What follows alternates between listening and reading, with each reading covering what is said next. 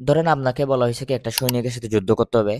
আপনি কি করছেন? ওই সৈনিকের সাথে যুদ্ধ না করে ওই সৈনিকের মতো সেম টু সেম একটা মাটির মূর্তি বানাইছেন এবং ওই মূর্তির সাথে যুদ্ধ করছেন এবং পরবর্তীতে আপনি জিতে গেছেন।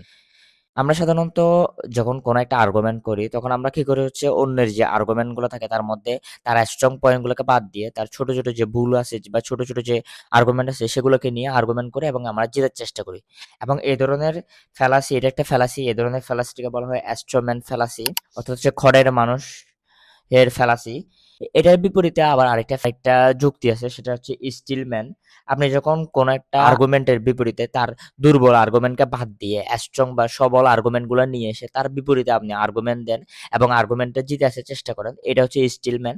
আমাদের সবসময় অ্যাস্ট্রোম্যান ফ্যালাসি থেকে দূরে থাকতে হবে এবং আমাদের চেষ্টা করতে হবে স্টিলম্যান হওয়ার জন্য।